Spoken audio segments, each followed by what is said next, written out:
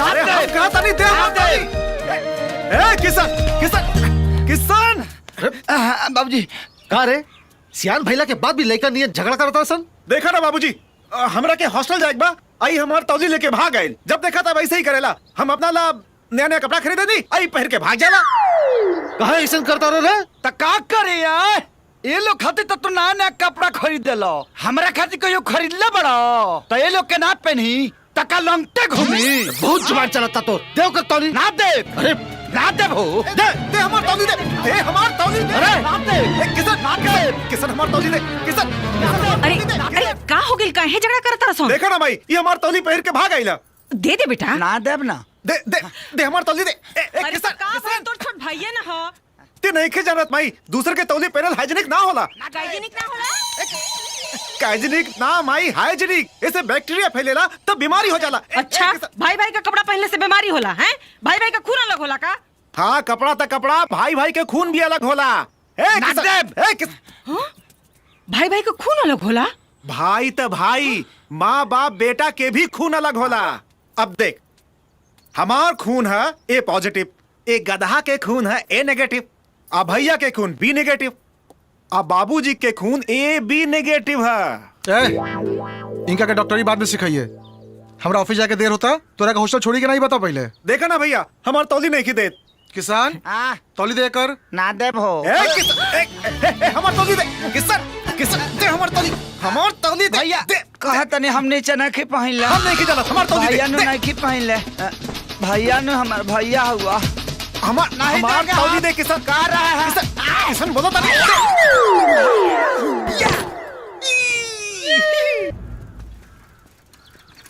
कहा जाता रे कॉलेज जाता नहीं का कॉलेज जाता नहीं जब देखा पान दुकान वाला के यहाँ खड़ा रहला है। अरे पढ़ाई लिखाई छोड़ और हमरा संगे खेत में काम कर। बहुत काम बा खेत में। हाँ वो खेत में काम तू तो बहुत बड़ा लाट साहब बनबे ना रे। हर साल फेल होला। चल चुपचाप खेत में। बाबूजी अब की पास होके दिखाई तू देख लिया। एगो बात बतावा कि तू रोज का हमारे के कहले खेत में काम करे के हो हैं? एगो हमर बात गांठ मान लो हम कहियो जीवन में खेत में काम ना करब। ते तो बहुत बड़ा करेक्टर बनबे ना रे। तेज लड़का हफ्ते में चिना जाला। आज बहुत बढ़िया हक के आयल बानी। अरे ए राम के भाई हाँ? ई जरा किसनवा के जेब चेक कइल करा। ई गुटका सुटका तो नहीं के खात। आ गइल ससुरा सनी के 7.5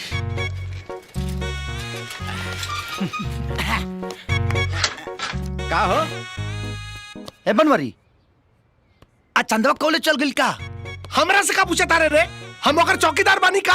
अरे तो तोरा दुकान के एगो कर मकान बा अते ओकरा के रोज आवत जात देखेली ए सब पूछ दे तो भड़कत का बड़े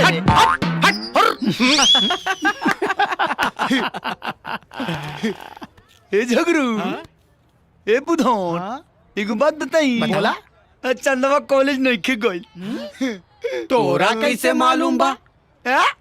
हाउ देख ओकर सहेली हो जाओ तारी सा तो अकेले कॉलेज थोड़ी जाई। प्रभु अबे हमें कौन बर्बाद बबे ई तो कोनो अनहरो बता दी। अनहर बता दी तोरा खानी बानर ना बता। ए चंदा अच्छा तू लोग चंदा तोर सहेली आ गए सन रे। आवता नहीं बाबूजी।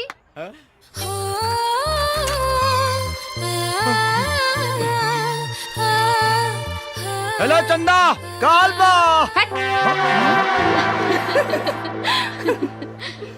बनवारी हम आओ तनी।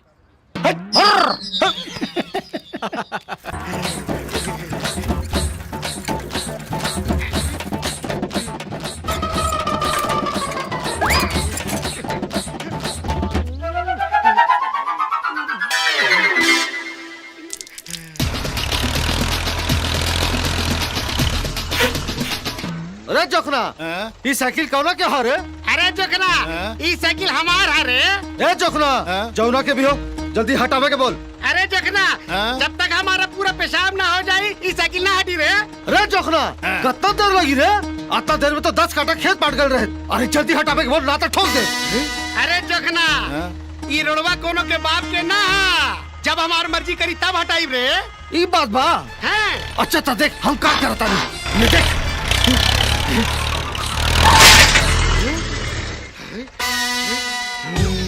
अरे रुक, अभी बताओ तारी तोरा के। अरे तू का बताइबा, हम बतावा तनी। तार टंगड़ी लेके चीज दे तो भाग कर दे। अरे छोड़। अरे यार तू लोग जब भी मिलेला लड़े लगेला। अरे कबहू तो प्यार से रहा। अरे ये पंचर वाला संगे कौन प्यार से रही? अरे ते जोखना चुप रहा, अभी एकरा के छट्टी के दूधिया दिला अरे दे। एक को भी भंटा बोए वाला हमरा जैसे बिजनेसमैन आदमी से लड़ाई करे के तोहार औकात नहीं खे रे। बारे एगो पंचर के दुकान खोल के अपन आप के टाटा बिला बुझता रे। अरे का बात तोरा लगे, एगो बेटी ऊ तोरा के एक दिन छोड़ के चल जाए। अरे हमरा के देख, हमरा के अरे 3-3 लड़का के बाप बनी, 3-3 लड़का के का हट आइल बड़े।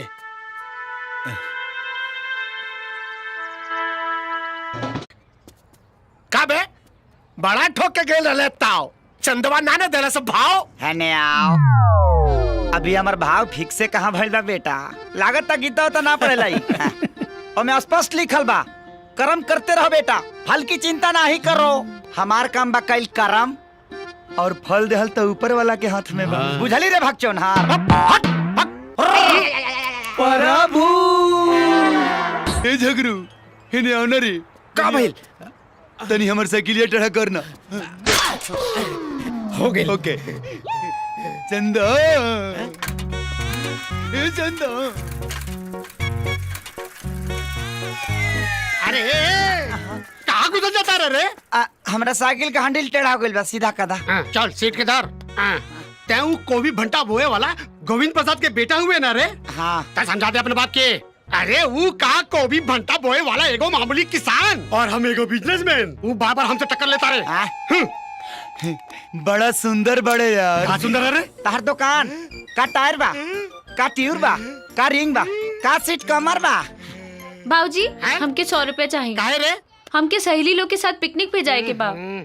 तू जा काली ले लिया। तू काल काल बोल के टरका दिला। हमार सहेली लोग आवता लोग, हमके अभी चाहिए। इला चल जा। हाय हाय का ये स्टाइल बा। ये स्टाइल रे? तारा मोच के का मोच बता। हाँ हाँ। तनी चंदा से पूछा ना वो कहाँ जाती है। हाँ बेटी चंदा। हाँ बाबूजी। अरे पिकनिक में कहाँ जाता रू बेटी? नदी किनारे। नदी किनारे जाती है। नदी किनारे। अरे रुक, ते काहे पूछ ले रे कि वो कहाँ जाती है? तुहार बेटी चंदा हिया और जवान हो गइल बिया, तो तुहार जानल जरूरी बना कि वो कहाँ होतिया, कहाँ जातिया। सही बात बा। ये बात बा।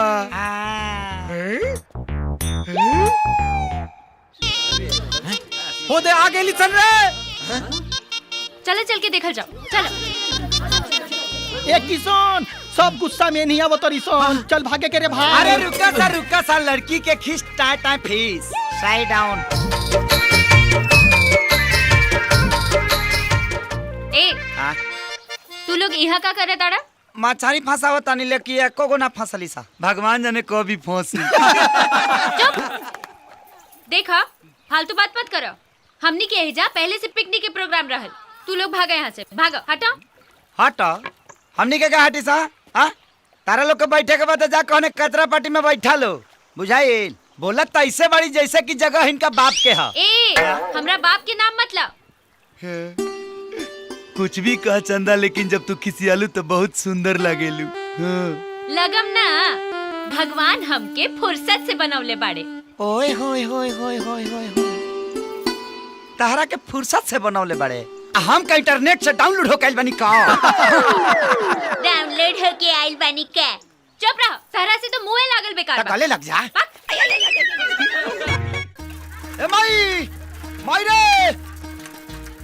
ए माई, माई, माई बोला। 50 किलो आलू, 50 किलो प्याज और 50 किलो दाल लिया देनी। हाँ। और भतवानी खाते मिस्त्री के भी बहना दे देंगे। अच्छा ठीक है। अच्छा सुनो, एक कन्या के सगुन का सामान बा छूट गेल रहे, ले जाके पहुंचा। अच्छा। और रास्ता में से 1 किलो निमन मिठाई भी खरीद लिया। बुझाइल? और जल्दी आई, बहुत काम बा। या काम बन गई। कैसे? यही बहाने भौजियों के देख ले जाई। प्रभु चला सा सामान उठाओ सब। ए भाई, यही ड्रेस में जाइबा, तनी बढ़िया पहन के आवा। ए भौजी के देवर, आप देख हमार तेवर। अरे तनी बढ़िया पहन के यह ससुराल वाले बहुत धनिक बाटे सन, कहीं नाक ना कट जा। का भइल? अब तो हमें ही कपड़ा बजाई। काहे? हम जाई का है हम जाइब सामान उठाओ। रेडी ओके चल चल। मालकिन मालकिन ये लोग पायल दीदी के ससुराल से आइल बा लोग। हाँ आओ बेटा आओ बैठो आओ प्रणाम माँ जी। खुश रहो बैठो। बेटा तुम्हारा नाम क्या है? जी हम राम भैया के सबसे छोट भाई हैं। हमारा नाम किशन है, झागर है, बुधना है। अच्छा हम लोग साथ में पढ़ते हैं, परीक्षा भी देते हैं और हर साल फर्स्ट आते हैं। पीछे से और इस साल भी घिच घाच के फर्स्ट लाइए देंगे माँ जी। पढ़ाई का बहुत लोड है, दिमाग में दर्द हो गया है, ललटेन जला के पढ़ते भी हैं माँ जी। टाइम बिल्कुल नहीं है माँ जी, लेकिन माई बोली ना शगुन का सामान छूट गया था तिलकवा के दिन, तो इसको पहुँचाओ। तो हम सोचे कि चलो भाई टाइम निकाल के चलते हैं, और हम आए हैं लेकर, और इसी बहाने भौजी को थोड़ा देखियो लेंगे ना। ठीक है गोवर्धन, जी ये मालकिन। शगुन का सामान है, इसे अंदर ले जाकर रख दो संभाल के। ठीक बा। अरे ये कचरा लेके कहाँ जा रहे हो? रखो यहाँ पे। दिखाओ क्या है इसमें। बहू ये शगुन का सामान है, इसे अंदर ले जाकर देखो। इसमें देखना क्या है माँ जी? सड़ा हुआ मेकअप का सामान ही तो है, कोई खजाना थोड़ी ना है। चल रहा है। नाश्ता तो करके जाओ बेटा। माँ जी अब राउंड नाश्ता वही दिन करब जहिया बरात लेके आई। ऐसे कैसे जा रहे हो? अपनी भाभी से तो मिल लो। अब भाभियों से उस दिन मिलब जहिया बरात लेके आई, और ऐसे भी उकरा मुंह में कोनो खजाना नहीं खेला।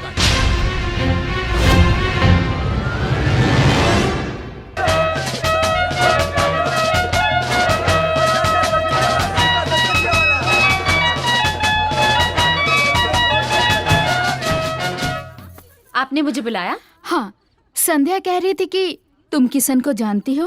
हाँ दीदी, अच्छी तरीके से। तुम उसी के गांव में रहती हो? नहीं दीदी, वो हमारे पड़ोस के गांव में रहता है। अच्छा, कैसा लड़का है वो? एक नंबर का लफंगा है।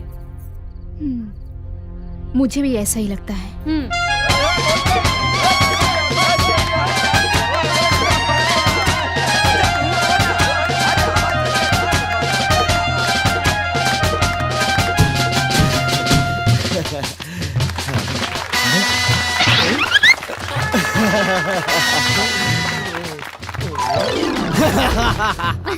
काहो चंद आज बड़ा खुश नजर आओ तरु, का बात बा? लागत कि आज तोहरे बिया होता।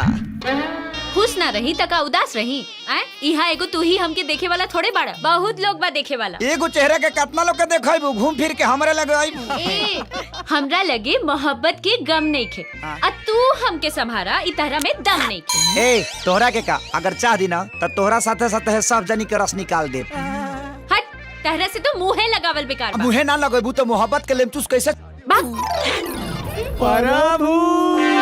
बैठा।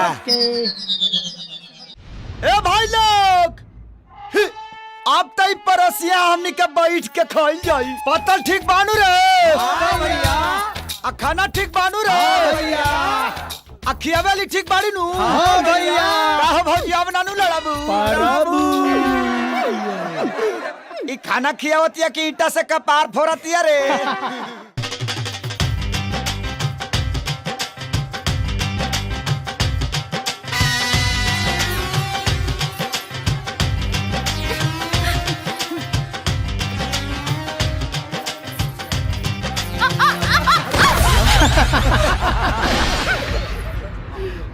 अरे बेटा उठा। मैं तंग आ गई हूँ इन नाटकों से। मेरा कमरा कहाँ है? बताइए। पायल पायल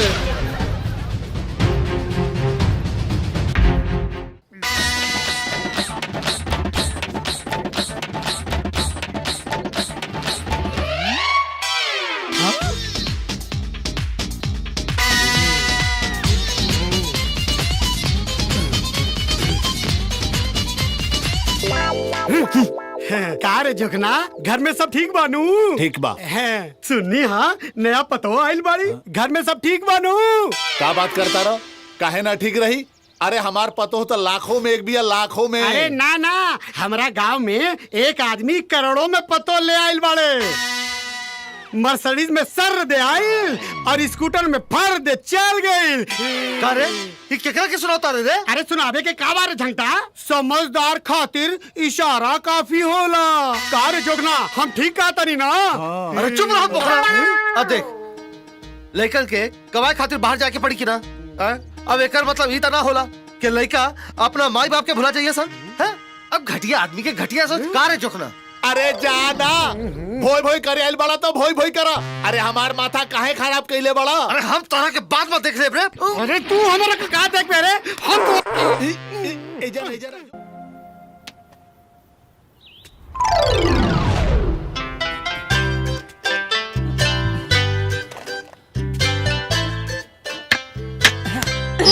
करम फूटा सत्यानाश होतो। तू अरा मुझौसा मुझे रहो ना, तेरा अखिया में कच्चा फूट गइल बा का रे? हाँ लौकत नहीं खे। हमारा तो लौका था, हमारा गुलिया का थोड़ी लौका था ना, तो कगरी कट के निकल ना जाई। गुलिया के जैसन तू आन्हर हो गइल बाड़ा। कहा समहू आन्हर आती तो गुलिये के जैसन तोरा में सट जाती। सटे के इतना शौक बना तो हमरा घर पे हमरा बाबूजी से हमार हाथ मांग के दिखावा, तब जाने कि कितना बड़का हीरो बाड़ा। तकाल बारा बच्चे तोरा घरे आव, तोहर हाथ मांगब तोहरा बाबूजी से, और अकेला नहीं आएंगे हम, अब पूरा बाराती का साथ आए। अरे जरे ढोंगी जा। एक काल 12 बजे, एक काल 12 अरे बजे। हाथ ले जाओ। अरे अब ठीक बानू प्रभु।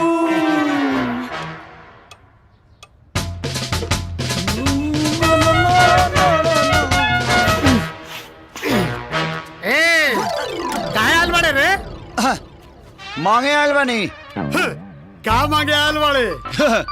पहले ही बताओ जो मांगे तो दे देबो। अरे पहले तू ये बताओ कि का मांगे आल बड़े रे? अगर बता देब ना तो तोरा बुखार लग जाई, तड़फड़ा के ही गिर जाइबो। बतावे के बात बता ना तो भाग यहाँ से।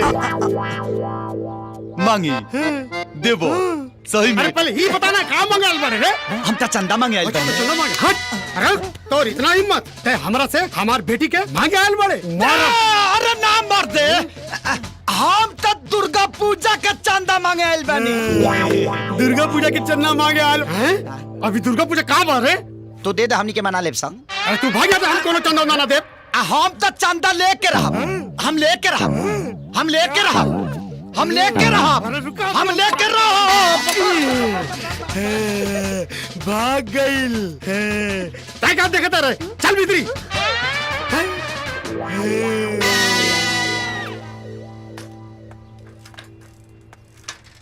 अरे रुका देता नहीं, फ्री में पान खा।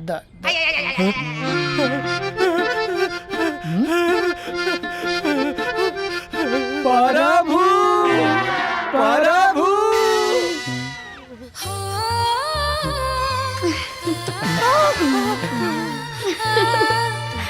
अरे यार हमरा तो विश्वास नहीं के होत, आज पहली बार चंदा हमरा के देख के हंसल बड़ी। पगलाइल बड़े कार है? अरे तोरा के ना, हमरा के देख के हंसल बिया। तोरा के तक कुतियो ना देखी, हास्य के बात करता। हट हट हट। अरे यार आज चंदा हमरा के देख के हंसली, कहाँ जाई रे, का करी रे?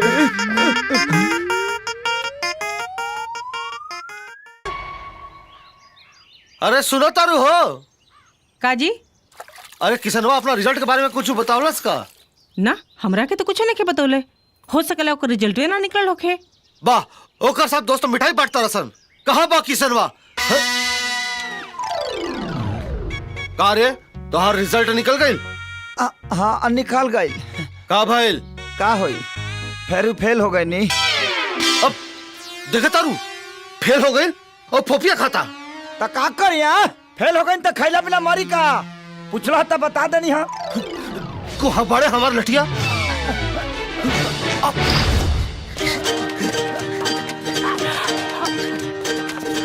ए किसनवा चुपचाप हमार लठिया दे दे रे।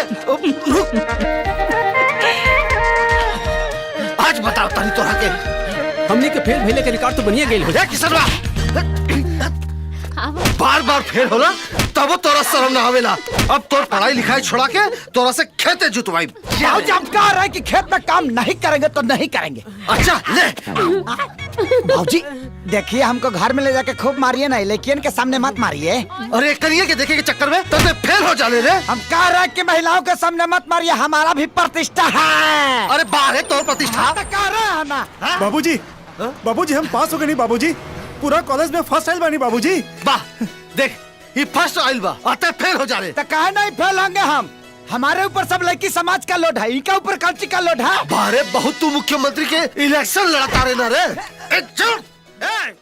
ए बाबूजी माई माई। अरे कहे इतना चिल्लाता रहे रे? का भाई? हाई देखा सोहन भैया के पार्सल आइल बा। पार्सल। अरे तो देखत का बाड़े, खोल जल्दी खोल। खोला तानी ना। खोलना था। अरे एमे तो चिट्ठियों बा। पढ़ ना बेटा, पढ़ का लिखल बा। पूजनीय बाबूजी प्रणाम। माई के चरण झुके प्रणाम। खुश रहा सोहन भैया। ओहो खुश रहा। और ये किशन के प्यार। बाबूजी के मालूम कि हम यहाँ बढ़िया से सेटल हो गइल बानी, पेइंग गेस्ट में कमरा भी मिल गइल बा। बाबूजी तोरा खातिर एगो इम्पोर्टेंट ठीक से पढ़ रहे? कहता नहीं है जी, काहे मारा तारा दिमाग बढ़ के होला जी। इम्पोर्टेड बंडी भेजा तानी।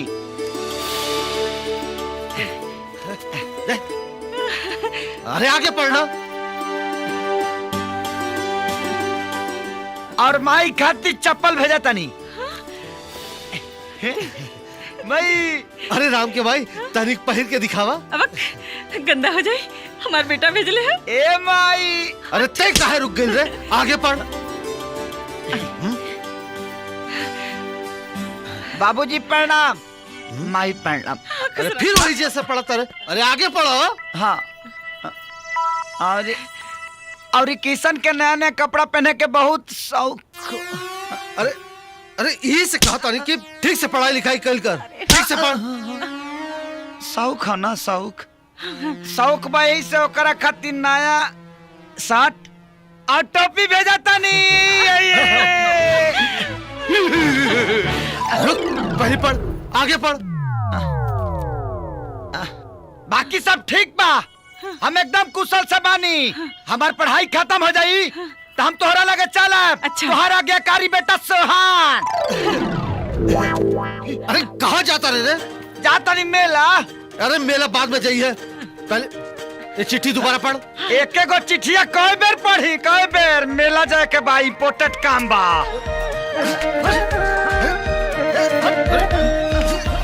बहुत बदमाश लड़का है। ए चंदा, सलमान के फोटो लेला। अरे हट, हमके तो अजय देवगन पसंद बा। भैया एगो अजय देवगन के फोटो दाता।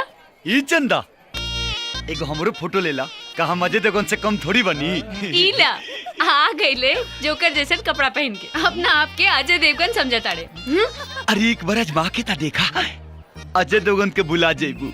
छोड़ हमारा हाथ। एक बार धैले हमारा हाथ छोड़। पहली बार धैले बनी, धैले रह। चुपचाप छोड़ दे। ए चंदा, बहुत हंसी मजाक हो गई। अब हम तोरा से बहुत बहुत बहुत इम्पोर्टेंट बात कराइल बानी। हम भगवान के साक्षी मान के कहा था कि हम तोरा से बेइंतहा मोहब्बत करीले। उठ, हमहू तरह से एगो सच सच बात कर देता नहीं। हंसी मजाक जब ले रहे तब ले ठीक रहे, ओकरा से आगे बढ़े की कोशिश मत करो। जाने ताड़ा हमार पसंद का बा?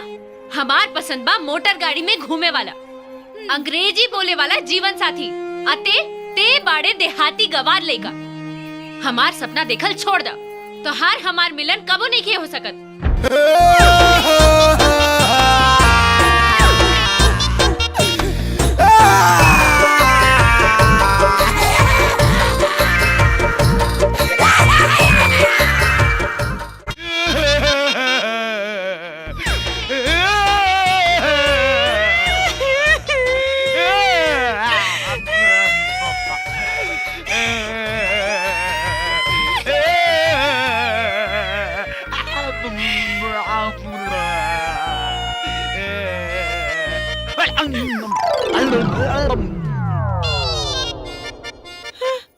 बहुरा गल बका रे। का हो बनवारी भाई, आज तो कमाल हो गई यार। चंदा के सहेली आ गल बाड़ी सन, बाकिर किशन के अता पता नहीं के। तोनी के पता ना का अरे काल मेला में चंदा जवन बेस्ती कैला किसनवा के अरे ओकरे बाद कहीं पड़ल हुई गम में रम लड़ावत। अच्छा अब एक बात बता बस, चंदा से के कर यारी, किसनवा के बनवारी? बनवारी हल्ला ए बनवारी भाई आ गईले हमनी के किशन कन्हैया का हो भैया।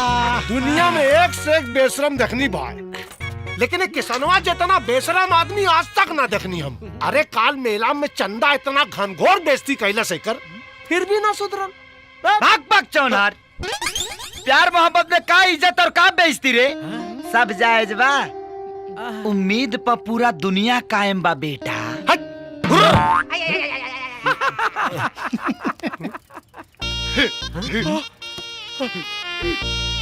हाँ चंदा,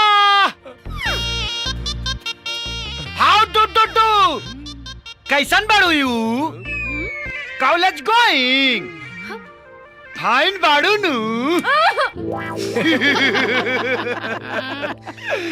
प्रभु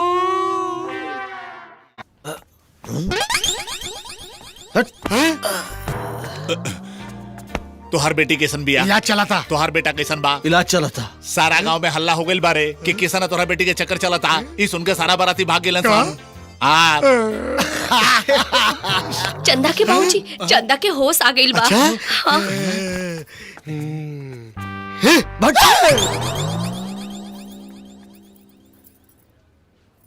किशन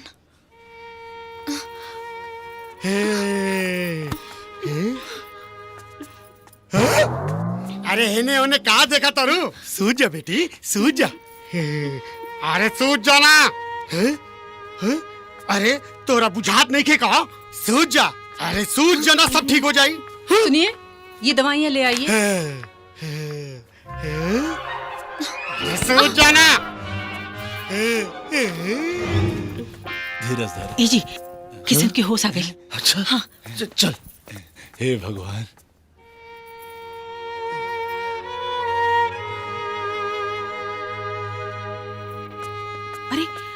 अरे बेटा, ज्यादा उछल कूद मत कर बेटा, सूझ जा, आराम कर बेटा, सूझ जा।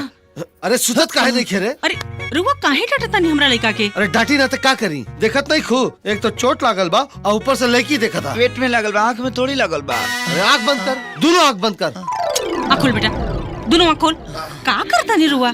इतना सुंदर लड़की बिया, जात बिरादरी का बिया, देखी ना तो का करी?